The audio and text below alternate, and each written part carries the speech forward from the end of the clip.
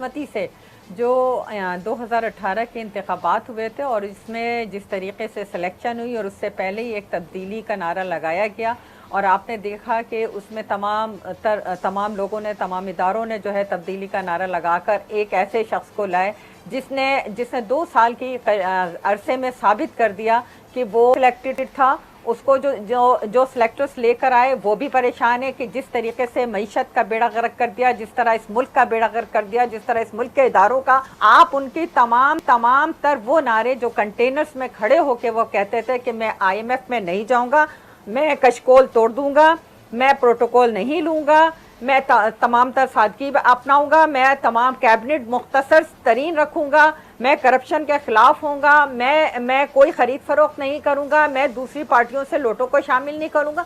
लेकिन आपने देखा कि इन्होंने हुसूल इख्तिदार के खातिर वो तमाम तर जो बातें की थी उनके बिल्कुल बरअक्स काम किया और वो काम सब किए जो माजी में हुक्मरानों को जिसका ये ताना दिया करते थे, जिसको ये कहा करते थे। तो ये तो सिलेक्टेड हैं और इनका जो अमल है वो भी बता रहा है कि जो इनके साथ आटा चोर, चीनी चोर, किस तरीके से इन्होंने उनको लंदन जाने दिया, किस तरह उनको कैबिनेट में बैठाया हुआ है। वो ब्लैक मनी को वाइट करने का तजुर्बा इमरान खान से ज्यादा किसी के पास नहीं। उन्होंने किस तरीके से मुशर्रफ दौर में एमनेस्टी कहते थे नहीं दूंगा, ये चोरों डाकुओं को दी जाती है, फिर वो एमनेस्टी लेके उन्होंने अपनी ब्लैक मनी को वाइट किया और आज फिर वो अपने दोस्तों की ब्लैक मनी को वाइट करने के लिए इस तरह के प्रोजेक्ट लेके आ रहे हैं। ये ईमानदारी की बात कर रहे हैं। ये कैसा दौर है? 72 साल में कभी ऐसे हुआ था कि अगर कोई एंकर, अगर कोई रिपोर्टर, अगर कोई अपोजिशन मेंबर बादशाह सलामत के गीत नहीं गाता तो उसको सजा मिलेगी? ये अजीब मंतक है। मैं तो एक पॉलिटिकल वर्कर हूं, इसलिए मैंने परवेज मुशर्रफ का दौर देखा और लेकिन इस जैसा मैंने दौर नहीं देखा कि खुद सिलेक्टेड प्राइम मिनिस्टर साहब फरमाते हैं कि IMF के पास नहीं जाएंगे, खुदकशी करेंगे। मैं समझता हूँ खुदकशी मुनासिब नहीं करनी चाहिए। फिर प्राइम मिनिस्टर साहब ने कहा कि जब एक प्राइम मिनिस्टर किसी दूसरे मुल्क के पास पैसे मांगने जाता है तो फिर उसके कौलो फेल में फ़र्क आ जाता है और वो कमज़ोर हो जाता है। और खान साहब माशाल्लाह खुद गए सऊदी अरब के पास, अमेरिकन, यूरोपीय कंट्रीज़ के पास गए और UAE गए और उसका नतीजा क्या हुआ? हमारा ग्रोथ रेट मियाँ नवाज शरीफ की कारकर्दगी थी कि 5.8 था, 72 साल बाद नेगेटिव पर आ गए। इसके जिम्मेदार कोई और नहीं, इमरान खान नियाजी साहब हैं। देखा, आपकी एयरलाइन को इन्होंने बिठा दिया। 858 पायलट्स में से 262 सारे वो थे जिनके लाइसेंसेस ठीक नहीं थे, जिनके डिग्रीज ठीक नहीं थी और उनको जहाज नहीं उड़ाने चाहिए थे।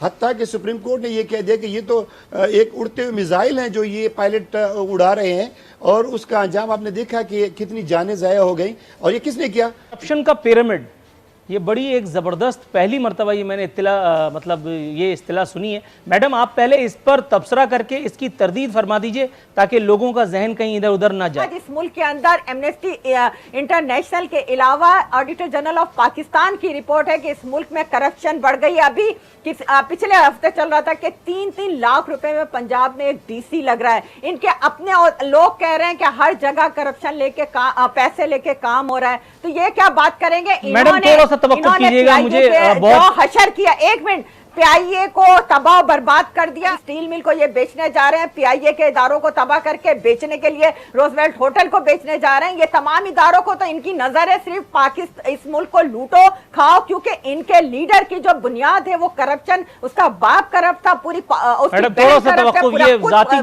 कैबिनेट करप्ट है।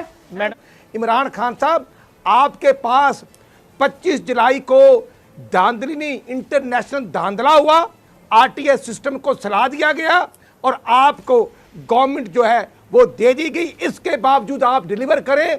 हम कौमी इश्यूज पर गवर्नमेंट के साथ खड़े रहे।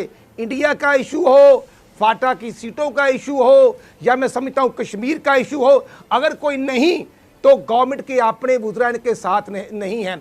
शबाशी साहब ने जो बात पिछले साल की थी मसाके माशियत की, हमारा मजाक उड़ाया गया। आज वही नतीजा है कि ग्रोथ रेट जो इनका 1.9 था पिछले साल, अब 0 पे आ गया है। हम अपना रोल प्ले कर रहे हैं।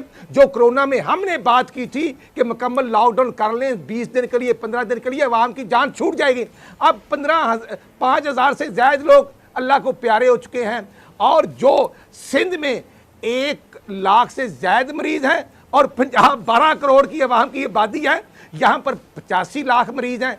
डायग्नोज नहीं कर रहे, लोगों को भूख से मार रहे हैं, मर्ज से मार रहे हैं। हुकूमत नाम की कोई चीज़ नहीं। वो BRT जो अक्टूबर 2017 में इन्होंने शुरू किया था, जो 10 अरब में बढ़ना था, वो 100 अरब में अभी तक मुकम्मल नहीं हुआ। और जो हमने ऑरेंज ट्रेन मुकम्मल की थी वो आज तक ये नहीं चला सके। इतने नालायक भी हैं, करप्ट भी।